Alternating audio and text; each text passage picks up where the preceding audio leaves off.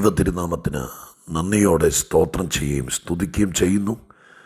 നല്ലൊരു ദിവസം കൂടി അരുമനാഥൻ നമുക്ക് സമ്മാനിച്ചതുകൊണ്ട് ഈ ദിവസത്തെ സുന്ദരമാക്കാൻ നമ്മുടെ പ്രാർത്ഥനയ്ക്കും നമ്മുടെ ഭക്തിക്കും ദൈവത്തോടുള്ള നമ്മുടെ പറ്റുമാനത്തിനും കഴിയുമെന്നുള്ള പൂർണ്ണ വിശ്വാസത്തോടെ ദൈവത്തിൻ്റെ തിരുസന്നിധാനത്തിൽ ദൈവത്തിൻ്റെ വചനം കേട്ട് ദൈവത്തിൽ നമ്മെ തന്നെ ഒരുക്കി പ്രാർത്ഥനാ പുരസ്സരം ഈ ദിവസത്തിൻ്റെ നന്മകളെ നമ്മളിലേക്ക് പകർന്നെടുക്കേണ്ടതിന് ദൈവത്തിൽ തന്നെ ആശ്രയിച്ച് ദൈവത്തിൻ്റെ പാദപീഠത്തിൽ തുടരാനൊരുങ്ങുന്ന എല്ലാ പ്രിയപ്പെട്ടവർക്കും, അതിലുപരി ദൈവത്തിൻ്റെ വചനം കേൾപ്പാൻ ആകാംക്ഷഭരിതരായി കാത്തിരിക്കുന്ന എൻ്റെ എല്ലാ കേൾവിക്കാർക്കും യേശുക്രിസ്തുവിൻ്റെ ധന്യമുള്ള നാമത്തിൽ വിനീതമായ സ്നേഹവന്ദനങ്ങൾ അറിയിക്കുന്ന കൂടെ ആത്മരക്ഷകനും വീണ്ടെടുപ്പുകാരനും അനുദിന ജീവിതത്തിന് വേണ്ടതെല്ലാം സ്വർഗത്തിൽ നിന്ന് നൽകിത്തന്ന് ഭക്തിയാദരപൂർവ്വം നമ്മെ നടത്തുവാൻ ഓരോ ദിവസവും തൻ്റെ ദിവ്യാത്മാവിനാൽ നമുക്ക് പ്രചോദനങ്ങൾ തരുന്ന മഹാദൈവത്തിന് ആരാധനയും സ്തുതിയും പുകഴ്ചയും മഹത്വവും കരയേറ്റിക്കൊണ്ട് ഇന്ന് പഴയ നിയമഭാഗത്ത് നിന്ന് സുപരിചിതമായിരിക്കുന്നൊരു വേദഭാഗത്തെ അടർത്തിയെടുത്ത് അതിനകത്തെ അന്തസത്തയെ ആത്മാവിൽ നിങ്ങളുമായി പങ്കുവയ്ക്കാൻ കർത്താവിൻ്റെ കൃപയിൽ ഞാൻ ശരണപ്പെടുന്നു. വിശുദ്ധ തിരുവെഴുത്തിലെ ശമൂവേലിൻ്റെ 1-ാം പുസ്തകം 23-ാം അധ്യായം 16-17 വാക്യങ്ങൾ ഞാൻ നിങ്ങളെ ചിന്തയ്ക്കായി വായിച്ചു കേൾപ്പിക്കുന്നു. 1 ശമൂവേൽ 23-ാം അധ്യായം 16-17 വാക്യങ്ങൾ. അനന്തരം ശൗലിൻ്റെ മകനായ യോനാഥാൻ പുറപ്പെട്ട് ആ കാട്ടിൽ ദാവീദിൻ്റെ അടുക്കൽ ചെന്ന് അവനെ ദൈവത്തിൽ ധൈര്യപ്പെടുത്തി, അവനോട്, ഭയപ്പെടേണ്ട, എൻ്റെ അപ്പനായ ശൗലിന് നിന്നെ പിടികിട്ടുകയില്ല. നീ ഇസ്രായേലിന് രാജാവാകും. അന്ന് ഞാൻ നിനക്ക് രണ്ടാമനും ആയിരിക്കും. അത് എൻ്റെ അപ്പനായ ശൗലും അറിയുന്നു എന്ന് പറഞ്ഞു. ദാവീദിനെ ദൈവം ഒരുക്കിക്കൊണ്ടിരിക്കുക.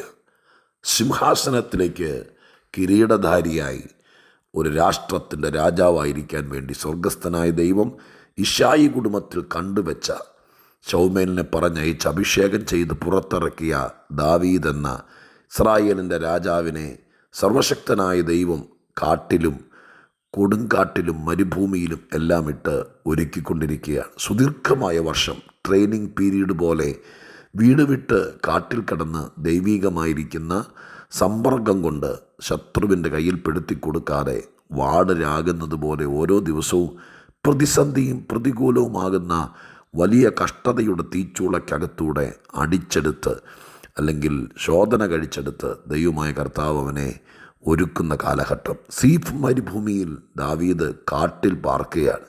ശൗല് കുറച്ച് നാളുകളായി എല്ലാ പണിയും മാറ്റിവെച്ച് ദാവീദിനെ തപ്പി നടക്കുന്ന കാലഘട്ടം. അങ്ങനെ കാട്ടിൽ പലവട്ടം ദാവീദ് ഉണ്ടെന്ന് ശൗലിനറിയാം.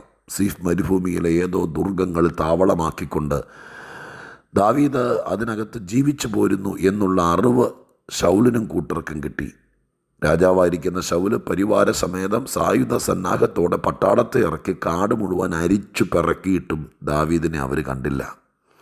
കാണാത്തതിൻ്റെ കാരണം 14-ാം വാക്യത്തിൽ എഴുതിയിട്ടുണ്ട്, ദൈവം അവനെ ശൗലിൻ്റെ കയ്യിൽ ഏൽപ്പിച്ചില്ല. ഇങ്ങനെയുള്ള വാക്കുകൾ വേദപുസ്തകത്തിൽ മനുഷ്യരെ സംബന്ധിച്ചിടത്തോളം കരുത്ത് പകരുന്നതാണ്.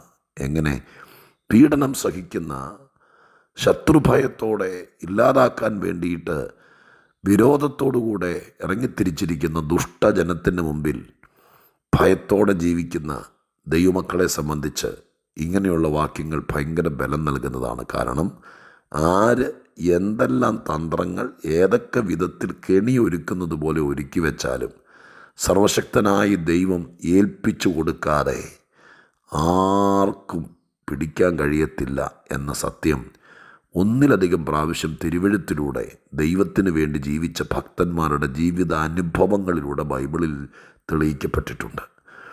അപ്പോൾ ആര് തപ്പി നടന്നാലും ആര് തകർക്കാൻ നോക്കിയാലും സ്വർഗത്തിലൊരു കൺട്രോളുണ്ട്. ആ ദൈവം സമ്മതിക്കാതെ ആരും ആരുടെ പിടിയിലും ചെന്ന് പെടിയേല. അതവിടെ നിൽക്കട്ടെ. അങ്ങനെ ശൗല് തപ്പിയിട്ടും കാണാത്ത ദാവീദിനെ ശൗലിൻ്റെ മകൻ യോനാഥാൻ ഈ കാട്ടിൽ ചെന്ന് ഒരു പരിവാരവുമില്ലാതെ ഒരു സൈന്യ സന്നാഹവുമില്ലാതെ ആരുടെയും കൂട്ടില്ലാതെ ഒരു കൂർമ്മബുദ്ധിയുമില്ലാതെ ഒരു രാജകീയ തന്ത്രമോ പട്ടാളത്തിൻ്റെ ശ്രദ്ധയോ ഇല്ലാതെ ഒരു സാധാരണ സ്നേഹിതനെ പോലെ കൊട്ടാരത്തിൽ നിന്ന് കാട്ടിൽ ചെന്ന് ദാവീദിനെ കാണുന്ന രംഗമാണ് ഈ എഴുത്തുകാരൻ തിരുവെഴുത്തിനകത്ത് എഴുതിയിരിക്കുന്നത്. ദാവീദും യോനാഥാനും തമ്മിലുള്ള കളത്ര പ്രേമം എന്നാണ് എഴുതിയിരിക്കുന്നത്. നിഷ്കളങ്കമായ പരമാർത്ഥമായ സ്നേഹം. ആ വലിയ സ്നേഹം അതും നമ്മുടെ ഹൃദയത്തിൽ തീ കോരിയിടുന്നത് പോലെയാണ്. ഇത്രയ്ക്ക് സ്നേഹമുള്ള ഒരമ്മയുടെ മക്കളല്ല, ഒരു കുടുംബത്തിൽ ജനിച്ചവരല്ല. സാഹചര്യം കൊണ്ട് രണ്ടും രണ്ടറ്റത്താണെങ്കിൽ പോലും സ്നേഹം കൊണ്ട് ഒരു മെയ്യാണെങ്കിലും ഇരുമെയ്യാണെങ്കിലും മനസ്സൊന്ന് എന്ന് പറഞ്ഞതുപോലെ ആ ഒരു നിലവാരത്തിൽ ജീവിച്ചു പോന്ന രണ്ട് പ്രിയര്. ആ യോനാഥാൻ കാട്ടിൽ ചെന്ന് ദാവീദിനെ കാണുകയാണ്. അവിടെ ചെന്ന് കാണുമ്പോൾ അവിടെ പറഞ്ഞിരിക്കുന്നൊരു പ്രയോഗമാണ് ഇന്ന് ചിന്തയ്ക്ക് ആധാരമായി നമ്മൾ എടുത്തിരിക്കുന്നത്. യോനാഥാൻ അവിടെ ചെന്നിട്ട് ദാവീദിനൊന്നും കൊടുക്കുന്നതായിട്ട് കാണുന്നില്ല. പലരും ദാവീദിനെ കാണാൻ വേണ്ടി വന്നപ്പോൾ മലര്, ആഹാരം, പാൽക്കട്ട ഇങ്ങനെ പലതും കൊണ്ട് കൊടുത്തതിനെക്കുറിച്ച് തിരുവെഴുത്തിൽ കണ്ടിട്ടുണ്ട്. പക്ഷെ ഇവിടെ യോനാഥാൻ കൊട്ടാരത്തിൽ നിന്നാണ് വന്നത്.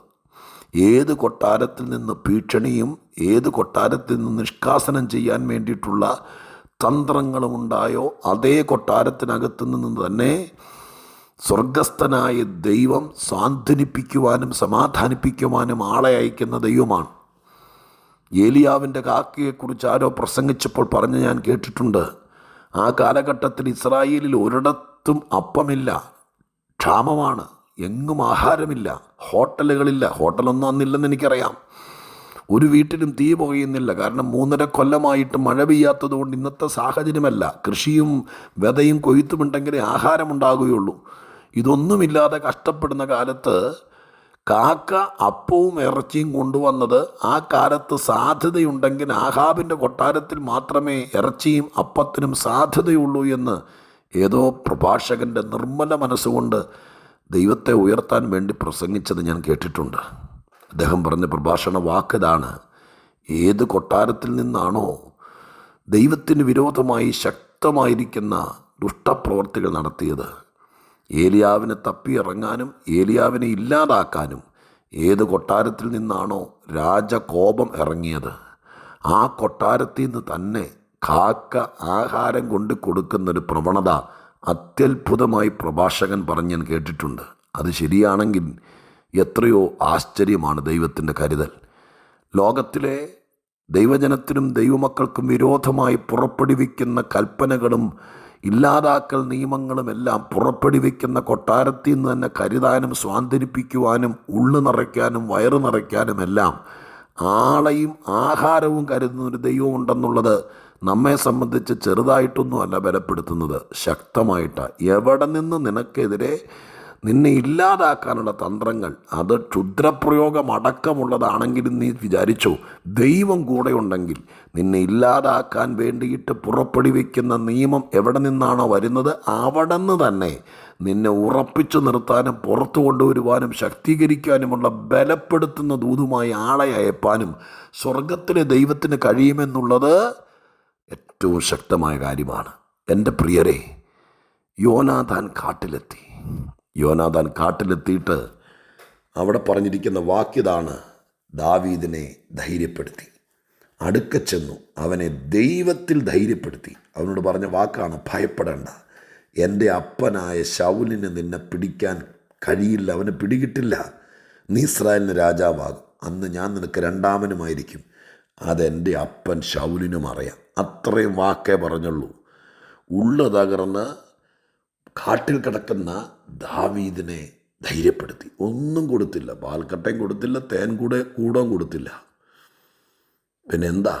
ദൈവത്തിൽ ധൈര്യപ്പെടുത്തി. എന്നെ കേൾക്കുന്ന പ്രിയപ്പെട്ടവരെ, ദൈവത്തിൽ ധൈര്യപ്പെടുത്താൻ ഒന്നും കൊടുക്കണ്ട.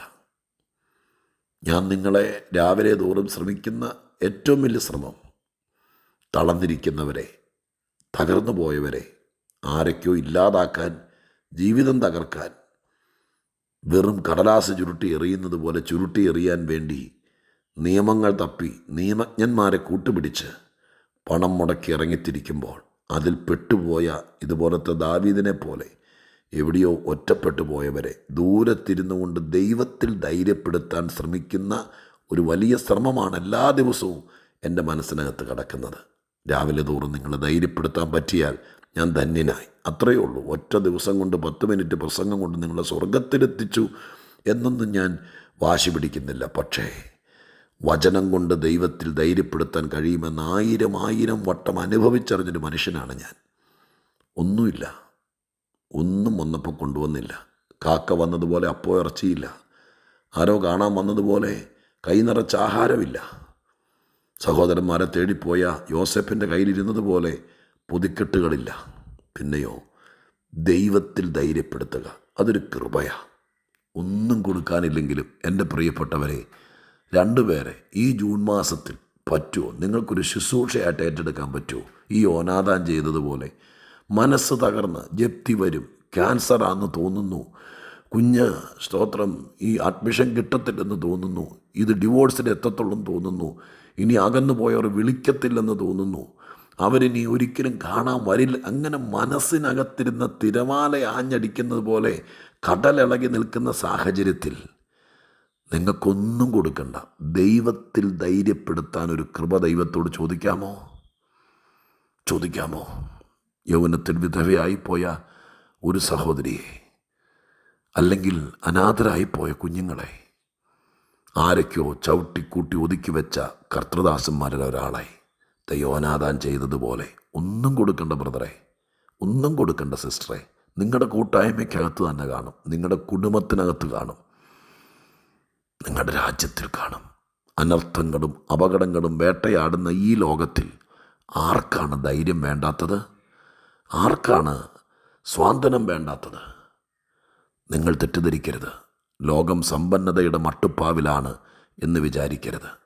നിങ്ങൾ തപ്പിയിറങ്ങിയാൽ ദൈവത്തിൽ ധൈര്യം കിട്ടേണ്ട ഒത്തിരി പേർ നമ്മുടെ ചുറ്റുമുണ്ട്. നിങ്ങളെ ആയുഷ്കാലത്ത് അവർ മറക്കില്ല. ആ സ്നേഹം ഒരിക്കലും പൊട്ടത്തില്ല. ഇത്രയും ചെയ്താൽ മതി, ദൈവത്തിൽ ധൈര്യപ്പെടുത്താൻ. സഹോദരങ്ങളെ, നിങ്ങളാരെങ്കിലും ഒറ്റപ്പെട്ടു പോയോ? നിങ്ങളാരെങ്കിലും ശത്രുഭീതിയിൽ മനം തകർന്നിരിക്കുകയാണോ?